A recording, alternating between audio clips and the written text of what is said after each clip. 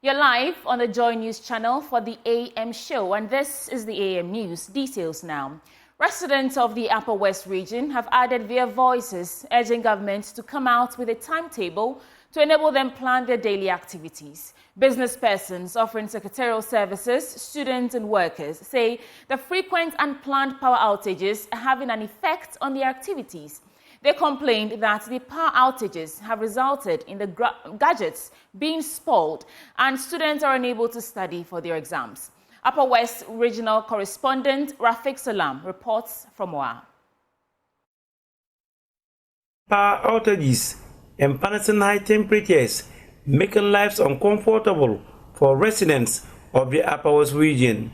For several months, businesses have been suffering as a result of the former, making residents struggle for survival.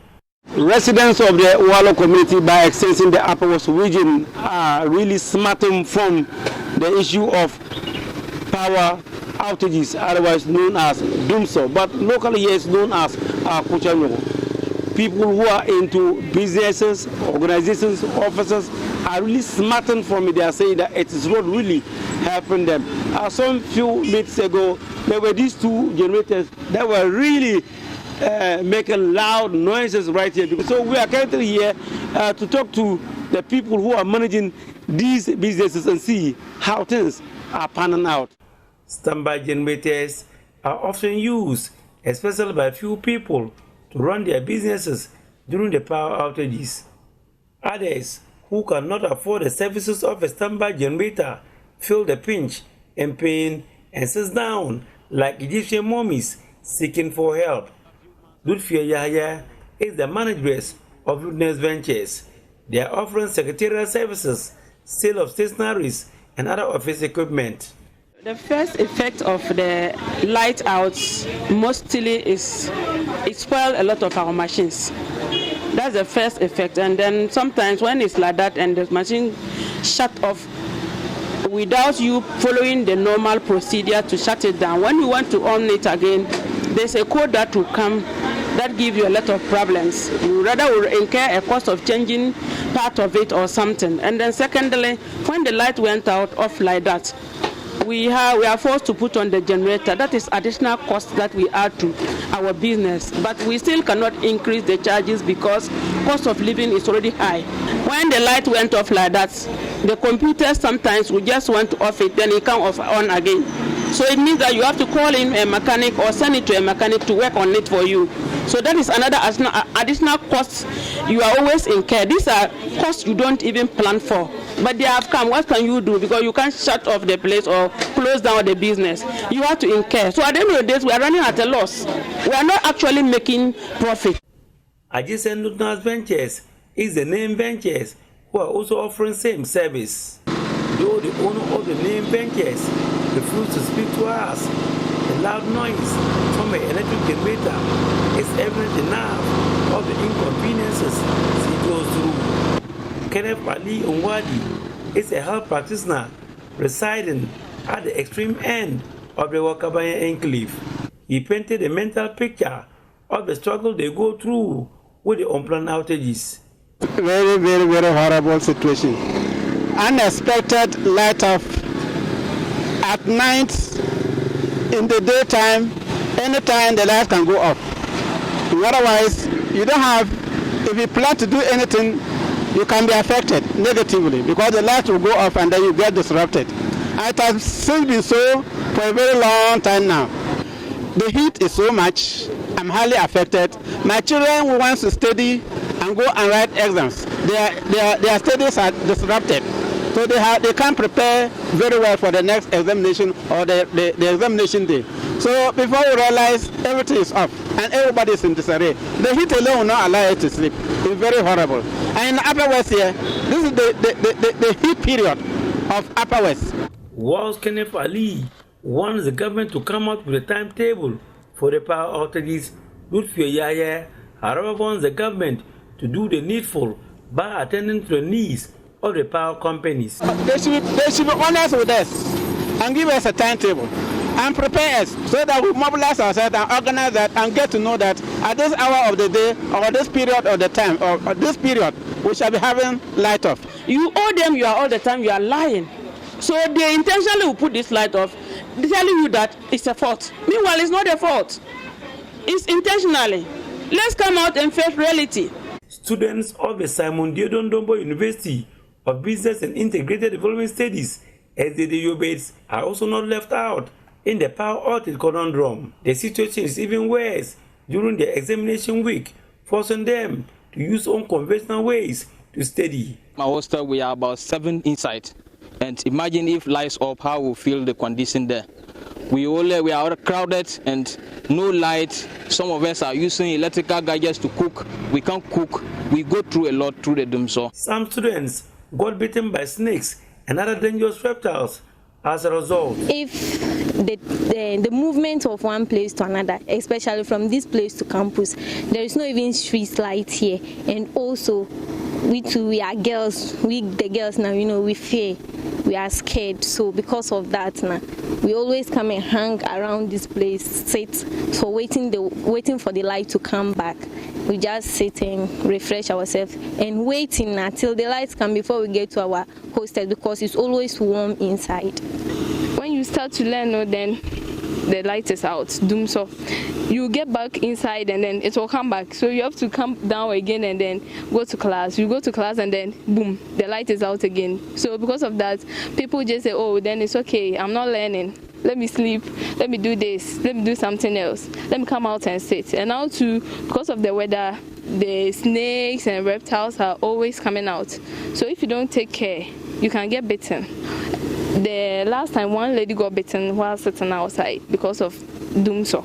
If she was inside, this thing wouldn't have happened. So what the people in the Upper West region are now talking about is that at least they want a timetable so that they can be able to plan their lives. So they are calling on the government to come to their aid, let them have a timetable for these lights out in the Upper West region so that their businesses, their children's school studies will not be truncated. Reporting for JoyNews, Rafik Salam. Wow. Right, from the Upper West region, let's now go to the Volta region, where the chiefs of the Asogli state have opposed the proposed renaming of the Ho Technical University to Efremamu Technical University. At a presser in Ho on Monday, the chiefs argued that the decision was taken without due consultation, would hinder the progress of the esteemed institution, which is gradually gaining international recognition. Now, this follows an earlier objection by the Asogli state in 2018 when President Akufo-Addo hinted at renaming the university. There's more in this report. According to the Asogli Traditional Council, the Holland government provided funding for the establishment of a technical institution on an Asogli land. The institution, which was then handed over to the government of Ghana, transitioned from the Ho Technical Institute to Ho Polytechnic and now Ho Technical University. The Asogli chiefs therefore found it irrelevant to rename the institution after a Ghanaian composer and musicologist, Ephraim Amu. The warlord of the Asogli state, Togbe Ajinlaklehosu XII, addressed a presser in Ho on Monday. Much as the chiefs and people of Asogli state recognize the achievements of Dr. Ephraim Amu and his contributions to the development of the country, especially in the area of music and culture, these achievements and contributions, though laudable, have limited relevance to the academic programs and mission of the Ho Technical University.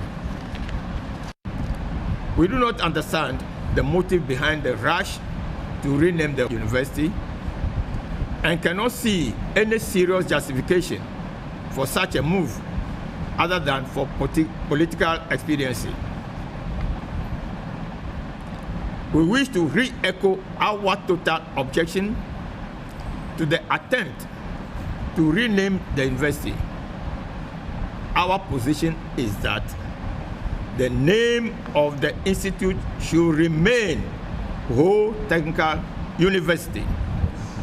This is our position, and we firmly stand by it. Togbe Howusu led a delegation to present a petition to the Volta Regional Minister, Dr. Archibald Yaolecha, the Ho Municipal Chief Executive, Divine Borson, and the management of Ho Technical University. The registrar of the Ho Technical University, Dr. Christopher Ameho, who received the petition, however indicated that the university has not received notice of the proposed change of name of the institution.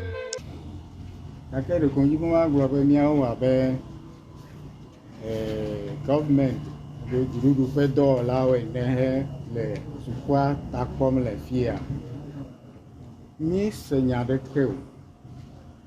So Nyami cover with Fia. A job of Abele Toby Bleno. Akemiga Sebe Wanaye and the Kele Gimu. Abele over Naminya Fiana. I put me now. Fred Kwame Asari, JoyNews. Oh.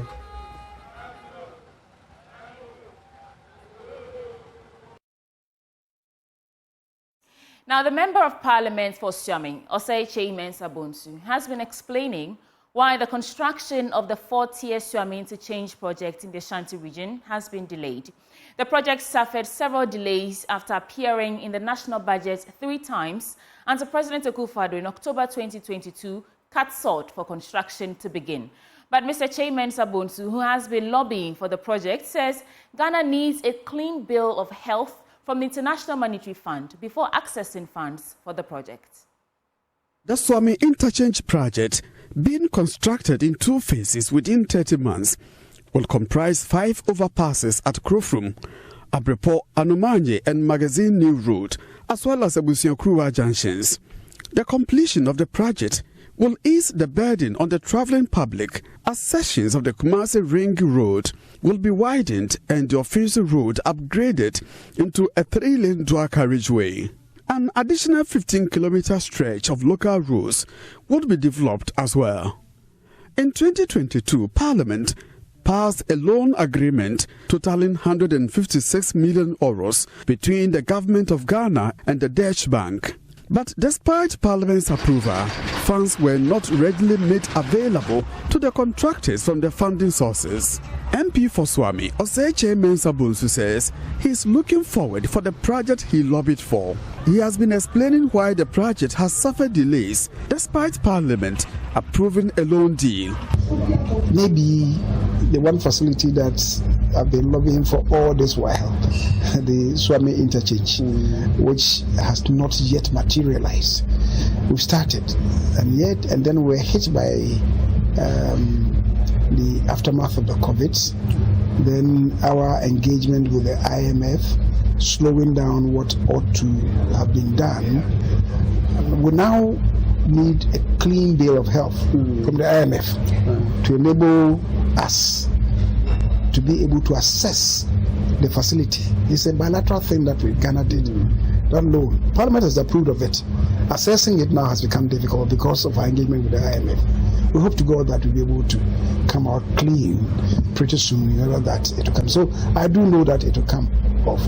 Now we've taken some monies from some other facilities to begin the project. We've seen what is going on. Yes. But if we had the full complement of the original facility, we have gone much higher than we are at now. At least 4 constituencies, Bantama, Otafo, Suame and Menchia South, would benefit from the Suame interchange. In bowing out of Parliament after 28 years, Mr. Osaeche Mensah-Bonsu says the project would complete his achievements for Suame. I've not disappointed myself.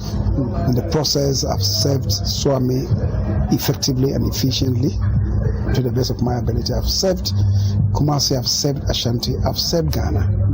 In terms of facilities, in terms of projects, because you use the word project, I think the one outstanding will be that. And you see, people even forget that the location of the interchange is not within Suame constituency alone. Yes. There are 4 contiguous constituencies. You have Bantama, yes, which ends at the interchange at the Suame roundabout. We have Menchia, which ends at the interchange. We have Tafu, which ends at the interchange. But because I've been a loud voice on these matters, right, nobody is talking about. And because of the name Swami, runabout, now Swami, interchange, people seem to think that, oh, it is within the belly of Swami. So it should be the effort of James Abunsu. Nobody is talking about Asenso as a member of parliament. Nobody is talking about Dr. Martin Prempe, even though all of us, my constituency ends at the runabout, his constituency begins at the runabout. And now Vincent, all of us, we coalesce at the runabout. But I don't regret what I've done, having spoken loudly to it, and now, by the grace of God, it's on stream. The Swami Interchange project is the first ever 4-tier interchange in the Ashanti region. From Kumasi, for Joy News, Oyinteria reporting. In today's Filth exhibition, we take you to the Akwetia Line community in the Shanti region, where residents live in a self-created, filth-infested neighborhood. My colleague Clinton Yabwa sheds light on the alarming situation, highlighting the unsanitary practices that have become the new normal in the area. Here's the report. This and many more unpleasant to eye activities go on here at the Akwetia Line slum. The neighborhood sits between Abuabo, New Zongo and Asim in the Ashanti region. This enclave has colliding wooden structures serving as home and shelter. So when you enter Akwetia Line, specifically the Akwetia Line Zongo, you would realize that many people have turned wood structures and kiosks into homes and shelter. That's not the only thing. The gutters here and open spaces for water have been blocked. Somehow, the people who live around here have managed to turn these gutters and open waterways into dumping sites and defecation hubs. The small paths between hanging structures called homes are full of trash, dirty and messy drains, discarded electronics, food packages, empty plastic bottles and glasses, leaking sewage, rotten food scraps, fruit peels and other biodegradable materials twist through the maze of houses. Open defecation, once an abnormal necessity, has become an accepted norm. Residents in the vicinity have expressed growing concerns over the deteriorating sanitation conditions plaguing their neighborhood. The filth is made by the people who live around here. They sneak through waste in the gutter at night and dawn. They also defecate here. Meanwhile, we have a dumping site just close to the Abochie station. It is very worrying. When you say it, they will insult you.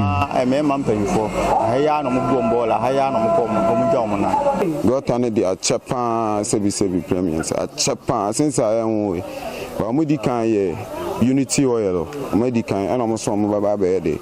Ababa to us in Abochie station.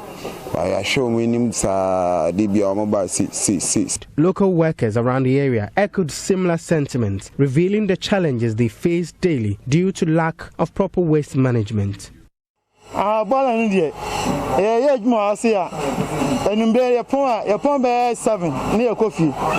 Nti yabo kono obansa ngofo kutokoto asi amuko toilet ewianse wasi a omu bie toilet na namunso inum sa anamga. We close at 7 p.m. and even before it's dark you can spot people defecating in plain sight. And when we open the gutter, all the waste run through here. The scrap dealers have also turned here into a dump site for their unwanted waste.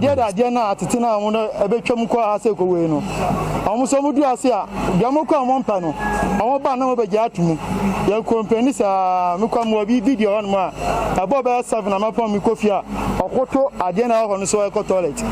Unfortunately, the canker does not end in houses and workplaces. Now, when you walk 3 minutes from the gutter, which has been filled with waste and stagnant waters, you can see a congregation of women here gathered to prepare meals for public consumption. Although most of them have denied interviewed with us, some of them who talked with us are complaining bitterly how this is affecting their business and activities here. ye nim kwaye nam so anti gata na ye na fi ni timi gu mu a etimi bebegu sa bia ha no mo enti gata no. The filth starts from the far end. We have no control over it. Asai enti wo hwie wura na eno an se ba se enti yesra wo na meboa ye no hwe ni ye enti mai. As concerns mount, residents and workers are calling on local authorities to enforce regulations and hold offenders accountable. But the residents seemed unperturbed. They should set up a task force purposely for this to punish perpetrators. The Ashanti Regional Fire Commander, ACFO Henry Fatai Giwa, highlighted the security dangers when the condition remains the same for a long time. Seriously, I don't think when there's any fire outbreak over there, we'll be able to do much. Just because when you look at the materials over there, most of them are highly combustible materials and class A, meaning as soon as the fire starts, it will just spread like that.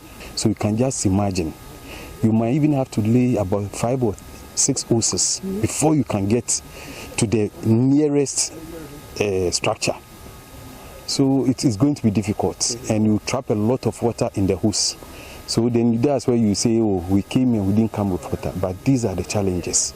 So I also want to crave the indulgence of the assembly and the authorities to also do something about it. While some residents seem unperturbed and indifferent, the Kumasi Metropolitan Assembly Chief Executive Samuel Pine has disclosed the Assembly lost over 30,000 cedis to drench waste from the gutters in the neighborhood every month. He says the Assembly will model the vicinity into its urban development policies to deal with the waste conditions of the area. We've been battling with waste management at that area, especially to the Wayek end. Every month that you go to do cleaning, it costs the Assembly more than 30,000 Ghana cedis to do that. We did that on a monthly basis, and it's just a hell on our finances, especially when there's a fire outbreak, there's a potential area for criminals to be hiding. The health implications to people who are preparing food from that area that they sell to the public, and the cost of bringing about diseases and health issues to the municipality and beyond was immense, and therefore we decided to go there as the Regional Security Council today to assess the situation. This is going to inform us on how to deal with the sanitation situation there, also deal with the security implications and the health implications, definitely how to model that and work it out into our urban development policies, especially of the assemblies and possibly to the national government, so that when we are planning for slums, we know how to go about it. Reporting for JoyNews, my name is Clinton Yeboah. Now, for our final story in this bulletin, the wife of the Vice President, Samira Balia, has lauded the Carnival of Perby Cups, organizers of the Inter-School Reading Quiz, for igniting the passion for reading among Ghanaians. She made this statement in a speech read on her behalf at the closing ceremony of the UNESCO's Accra World Book Capital 2023. Joy Prime's Emmanuel Jivenu has more in this report. The term carnival is inspired by the Ga word cani, meaning read, and the English word carnival. Carnival was a year-long program to promote reading for fun among Ghanaian children. The initiative saw digital libraries set up in both public and private basic schools. This helped cultivate the value of reading among pupils while making materials readily accessible to them. In a speech read on her behalf, the wife of the Vice President, Samira Balia, applauded the initiative for transforming young minds into reading enthusiasts. It has been a time to celebrate our rich literary heritage and share the power of Ghanaian storytelling with the world. Promoting creative skills to address unemployment, substance abuse, truancy, and teenage pregnancy among the youth.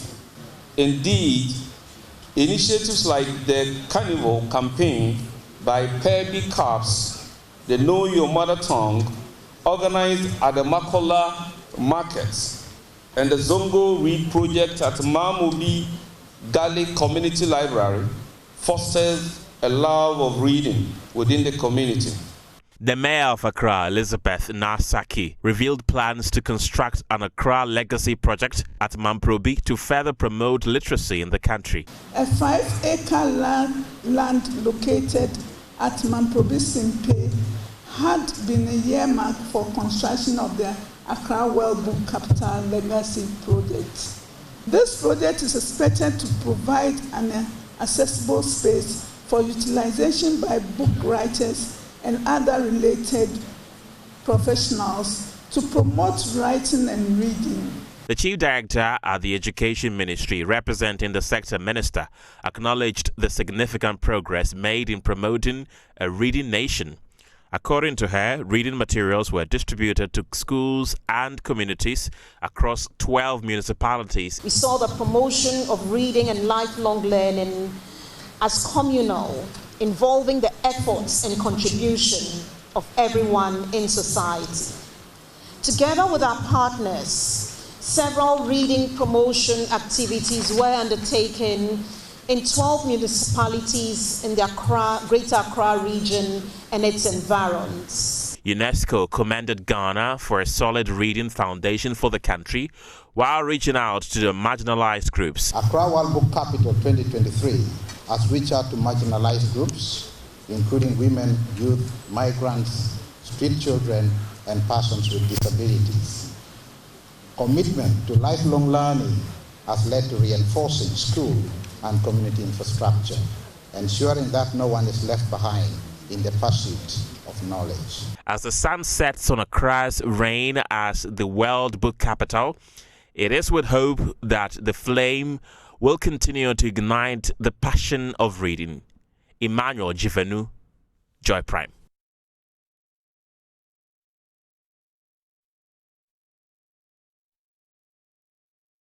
Well, that ends it for the AM News on the AM show. Now, the conversations begin. Stick with us, starting with a news review.